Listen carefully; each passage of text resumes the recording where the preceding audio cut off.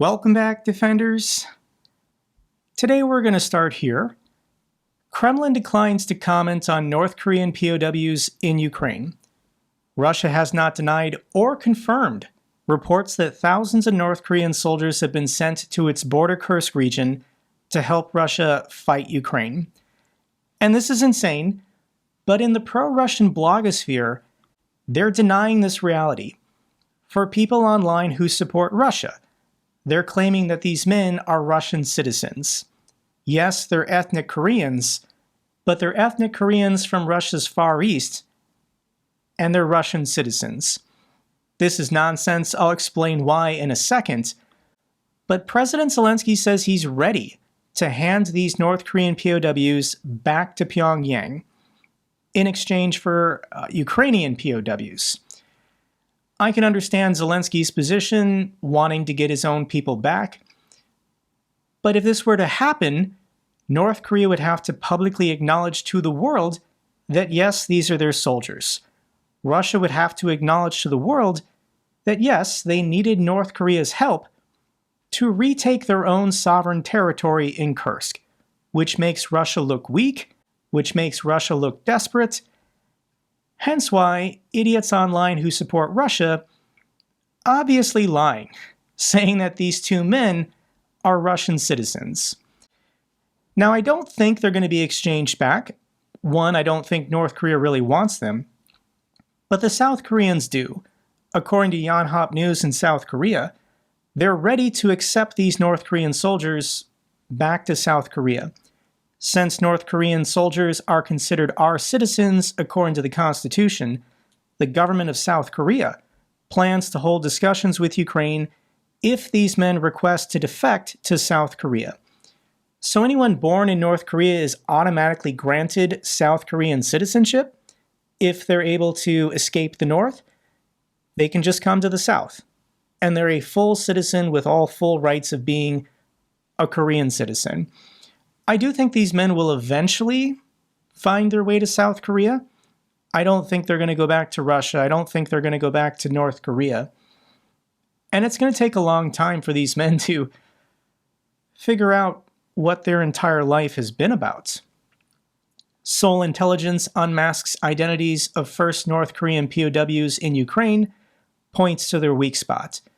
South Korea's intelligence service confirmed that the two North Korean soldiers recently captured by Ukrainian forces were operatives of Pyongyang's Reconnaissance General Bureau. I don't think they were high-ranking or anybody important. They were participating in a meat assault. They were supposed to die. These men are completely expendable to both North Korea and Russia. And we're going to keep getting interviews. President Zelensky released one 2 days ago, and he released another one today. So I'm going to read this for you guys. And there's some more, once again, interesting details about their journey to becoming a Ukrainian POW. When, where, and under what circumstances were you captured by the armed forces of Ukraine? He then responds, I don't remember exactly, but there was some kind of battle. I got wounded, and after the battle, there was a retreat. Since I was wounded and couldn't move, I was on my own for about 3, 4, or 5 days. After that, the Ukrainian troops found me, gave me an injection of some kind, and transported me here by vehicle. In the Russian documents you were issued, was there a photo of you and your real name and your surname? He then responds, there was no photo. So all of these North Korean soldiers are being issued fake Russian passports to pretend like they're Russian soldiers. And he's saying that the fake Russian passport he was given didn't even have his picture in it. He was then asked about the name, and he says, I don't remember the name either, but it wasn't my name. It was a fake Russian name he was given. And since he can't read Russian, he didn't even know what his fake name was in his passport.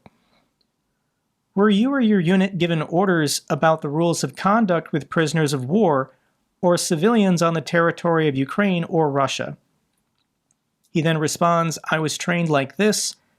If we captured a Ukrainian soldier, we would show him a picture of his home.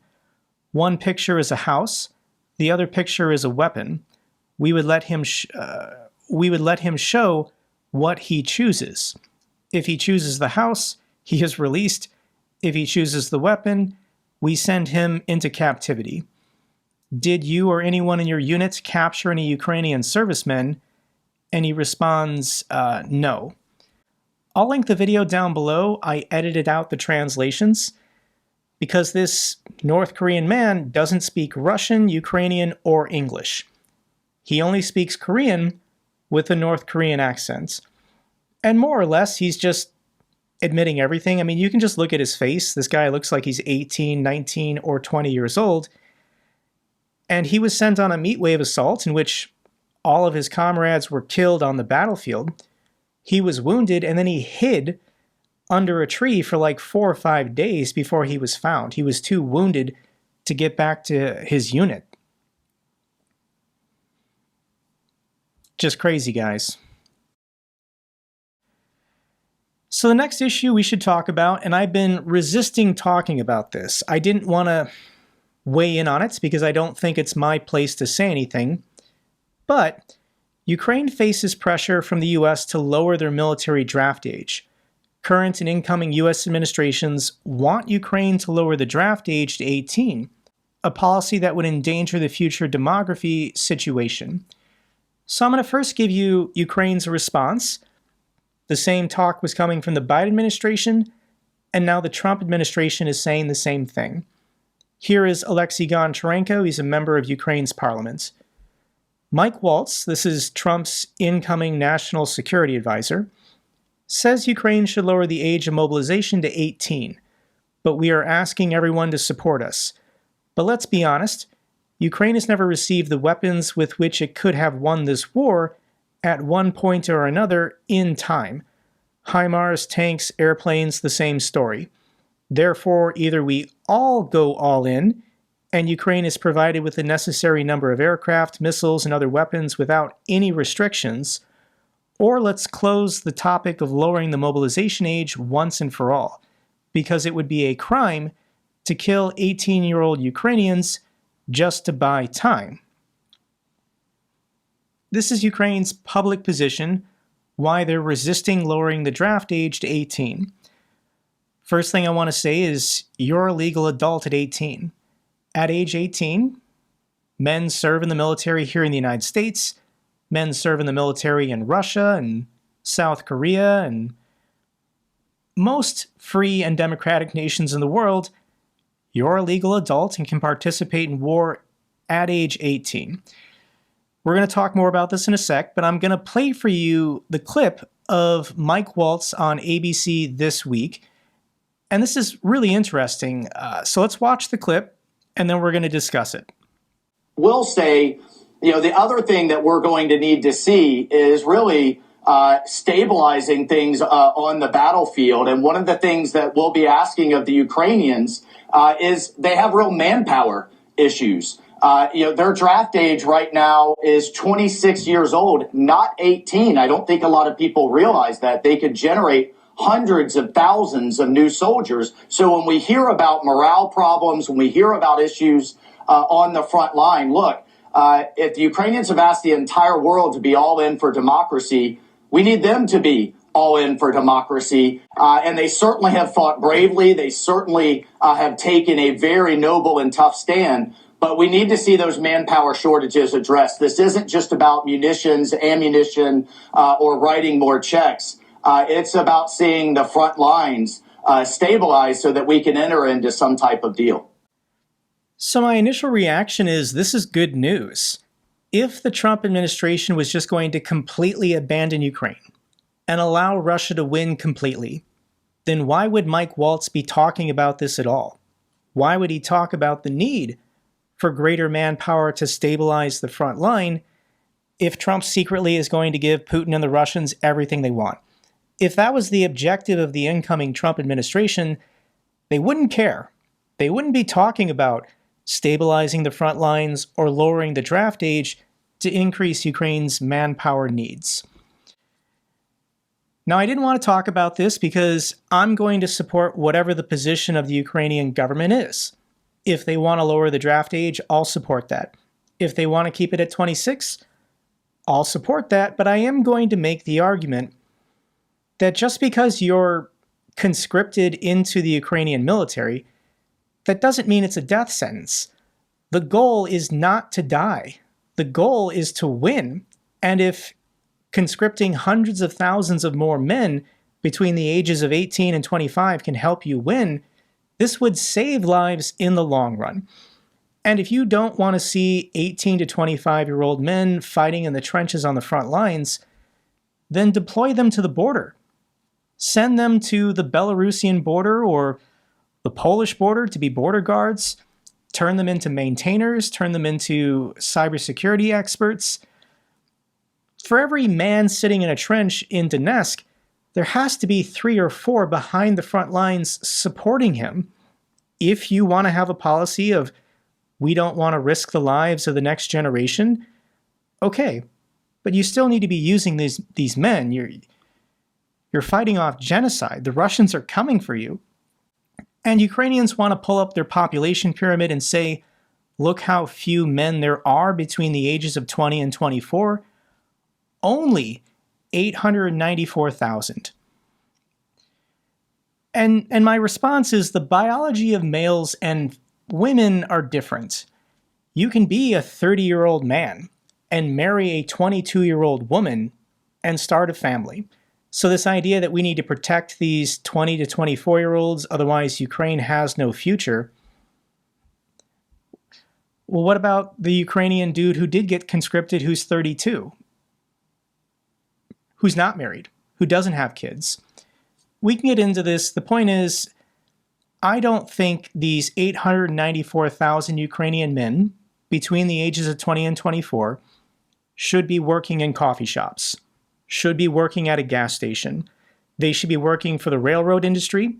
They should be firefighters. They should be cops. They should be working in artillery factories. If they're not conscripted and fighting wherever, they need to be put to use for Ukraine to win this war. And I don't think Ukraine has done a good job of utilizing all of their people. A full mobilization for war, which is unfair to the other guys who are currently trying to hold off the Russians on the front lines. Ukraine hasn't done this because it's politically unpopular. Ukrainian parents don't want to see their 20, 21, 22-year-old sons get drafted. We're going to move on, guys. Once again, I'm going to support whatever decision Ukraine makes, but I think this talk about conscripting 18 to 25-year-old men as a death sentence for those men is nonsense. They need to be used for Ukraine to win this war, and it's not unreasonable for Western allies to be saying, please use all of your people before we give you more money and more weapons. Let's now talk about this crazy story. According to Danish intelligence, Russia forged a letter to spark Trump's Greenland purchase bid, a Russian disinformation operation involving a forged diplomatic letter may have triggered Donald Trump's ongoing interest in purchasing Greenland, revealing Moscow's strategy to create divisions within NATO's Arctic presence. So this fabricated letter from Foreign Minister Anne Lone Bagar was allegedly sent to U.S. Senator Tom Cotton. In it, Greenland's official reportedly thanked for financial assistance and indicated plans to expedite a referendum on Greenland's independence from Denmark. Following this letter, Senator Cotton proposed acquiring Greenland, which may have inspired Trump to seriously consider the idea. This was back in 2019 during Trump's first presidency. However, the report says Trump's public comments about purchasing Greenland were ridiculed by Danish officials. So it's possible that Russia is trying to divide NATO, and they saw an opportunity to spark this independence movement or talk about independence of Greenland from Denmark. And if Greenland were to separate from Denmark, then I guess maybe they wouldn't be part of NATO, and Russia then might attack Greenland. So Trump is saying that we need to take Greenland for our own national security reasons. But this is all insane. Like, Russia is just saying this. They're not actually going to invade Greenland through the Arctic, but they want to panic Trump, so Trump talks about taking Greenland just to divide NATO.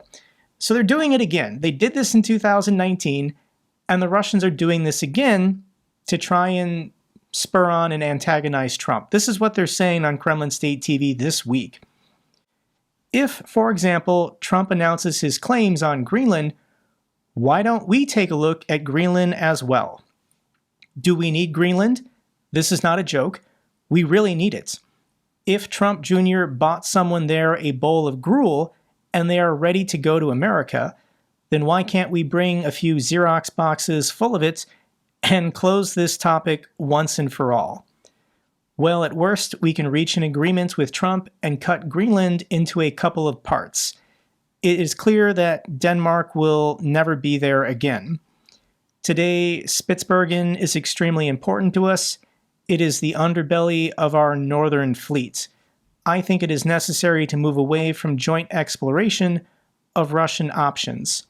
There will be pretty good bases there that will affect the entire Arctic segment that exists today. This needs to be talked about. Okay, all of this conversation is insane, but for anyone in MAGA who likes Donald Trump talking about annexing Greenland or buying Greenland, who's the threat? Who is threatening the United States where it is necessary in our national security to annex Greenland? Say their name. And if you believe it, that the Russians are a threat to the United States, and the Russians are also threatening to invade and take Greenland, then Russia is our enemy. And if Russia is our enemy, we need to be supporting Ukraine. We need to give to Ukraine today everything they need to defeat the Russians. If Ukraine can defeat Russia, then Russia won't threaten Alaska, Russia won't threaten Greenland. Problem solved. America doesn't have to buy or annex Greenland if we defeat the Russians. All of this is, of course, absurd. To my international viewers, I apologize as an American again. U.S. Republicans in Congress have drafted the Make Greenland Great Again Act to propose the purchase of Greenland. The bill is currently backed by 10 congressmen and would authorize Trump to negotiate with Denmark about the acquisition. Greenland is not a territory of Denmark. Denmark cannot just be paid to sell it. They're part of a federation in which Greenland is its own sovereign independent country that shares administrative roles with the federation managed by Denmark. And Greenland does not want to be part of America, despite the hobos that Don Jr. paid off with free lunches and red hats. But all 5 political parties in Greenland's parliament have jointly announced that no, they do not want to become part of America. So unless the United States sends an aircraft carrier and invades Greenland and arrests all of these political leaders to steal the island, this isn't going to happen. It's entirely possible all of Trump's cabinet hearings are happening this week. All of this could be a distraction to distract you and me and the media from what's happening with his confirmation hearings. All of this discussion might disappear within 2 weeks, so we'll know once Trump takes office how serious he is. Last night, Ukraine launched their largest air assaults targeting fuel and defense industries in 12 Russian regions. Widespread drone and missile strikes hit Russia's military-industrial facilities and fuel facilities in Saratov, Kazan, Bryansk, Tula, as well as other regions. This was a very complicated operation that happened last night. We don't have all the pictures, videos, information, and details yet. There's so much happening now with these drone and missile strikes in Russia that the open source intelligence community, I don't think, can even keep track of it all. I'm going to do my best to give you the highlights of what happened last night. Explosives factory targeted allegedly with ATACMS in Russia's Bryansk Oblast. There are videos online. I'll link this thread down below if you want to learn more. Ukrainian strike reportedly destroys 800,000 tons of jet fuel at Engels military airbase. This was an oil depot near their airbase in Engels that was hit last week. The estimates of this oil depot fire is 800,000 tons of jet fuel going up. And it looked like they were going to put the fire out, and Ukraine struck it again. They've done this before, and I think this might be a new tactic. Strike an oil depot or refinery, wait until the fire crews put out the fire, you then hit it again to reignite the fire. That has to be pretty darn demoralizing for the fire crews. So Engels was struck again. We have a report on the ground. This is an ordinary Russian citizen of the city of Engels. And here's her report from the field. Видит Бог, это очень стрёмно на улице. Я ебал, я так обосралась. Еще нету маршрутки вот. То есть, если бы была маршрутка, я бы уже ехала. Слава Богу, не было. Бля, ебать стрёмно. Просто, я не знаю, уровень стрёмности 100. Еще очень темно, скользко, блядь. Людей нет нихуя. This Russian woman is experiencing what Ukrainian women have been going through for the last 3 years, and she doesn't seem to really enjoy it. So the oil depot fire is still going. It's been 7 days. I'll link this thread down below if you want to see and learn more for yourself. Overall, there was Engels, Saratov, Kazan, Tardistan. Chemical plants were struck and are burning. Explosions were reported in Tula, Tambov, Rostov, Orel, and Voronezh. This was a massive operation that Ukraine successfully pulled off, and Russia doesn't have the air defense systems to prevent this. Russia cannot protect anywhere from drones and missiles that Ukraine can produce on their own now. Saratov oil depot fire contained 5 days after Ukraine struck it last week, and Ukraine struck it again. This oil refinery is now on fire again. So we have before and after satellite images.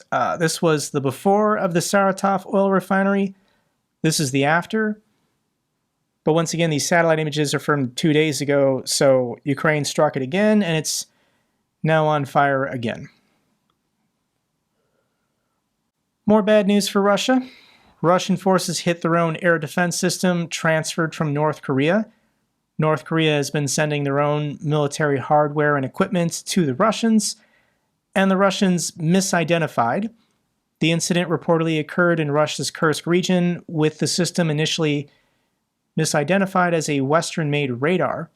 The damage was inflicted using a Russian FPV drone with video and photographic evidence. So I'll link the video down below if you want to see the Russians destroying their own donated North Korean equipment.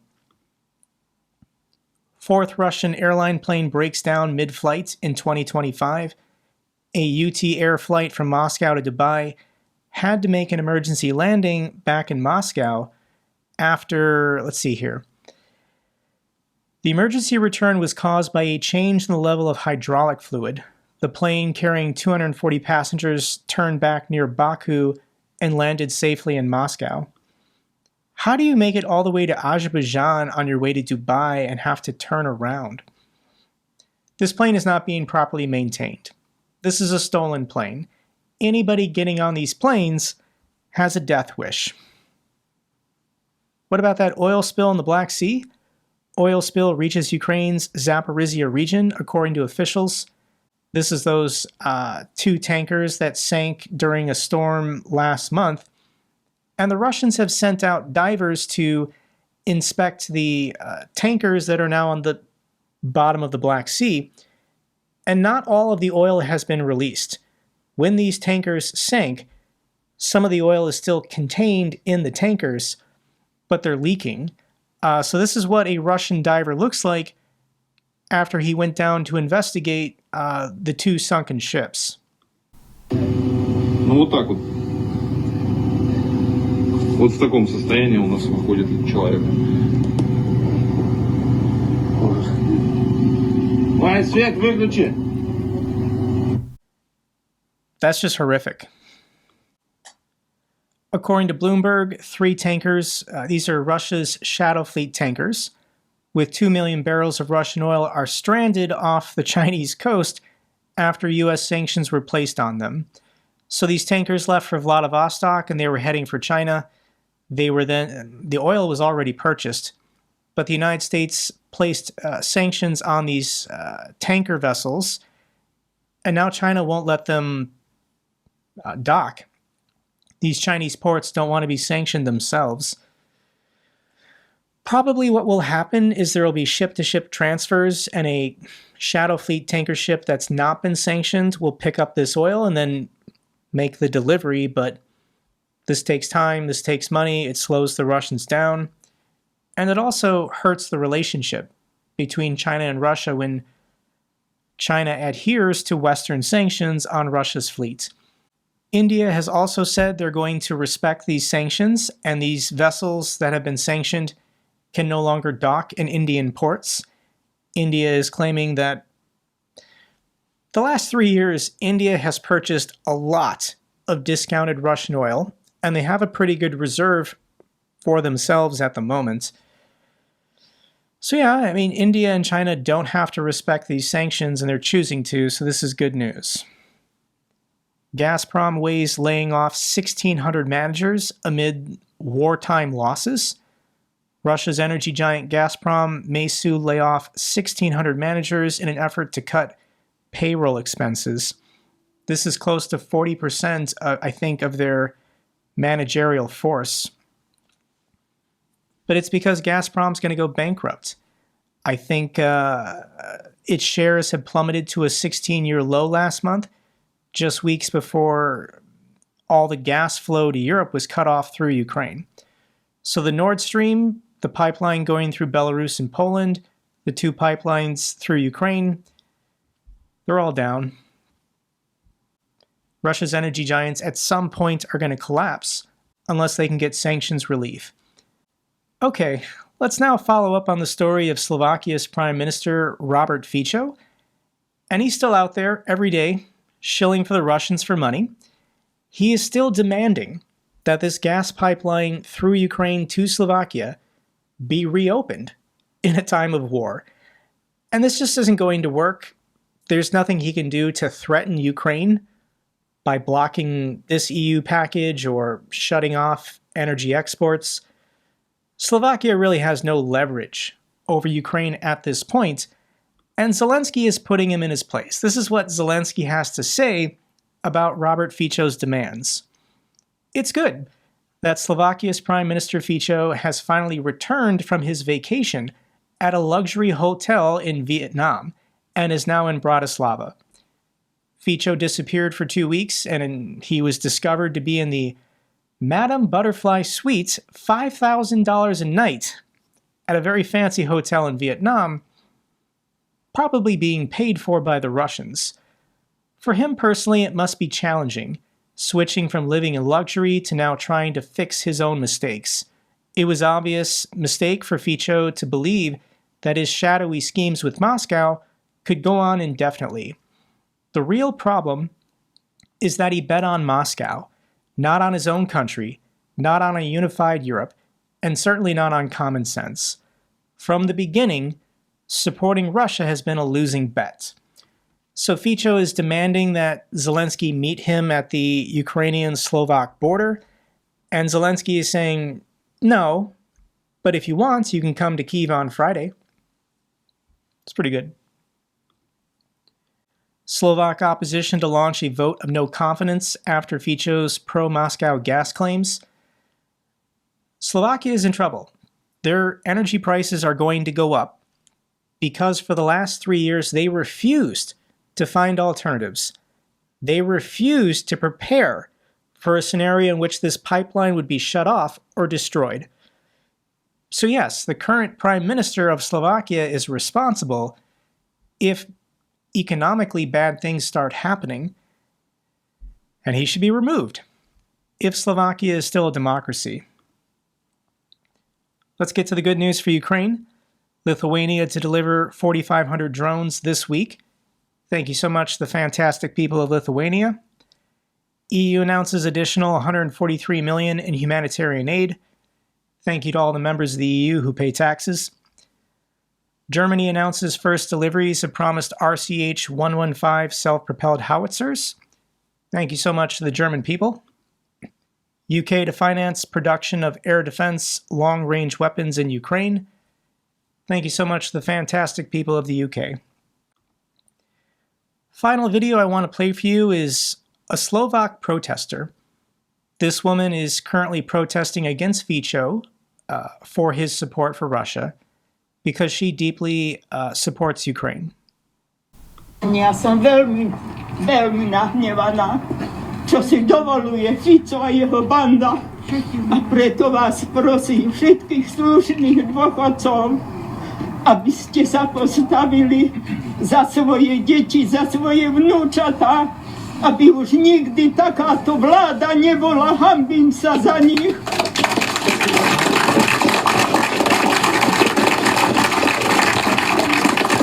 A ešte vám pripomeniem, že Ukrajina není na nohách, že ju nesmú zničiť zrovna so zemou.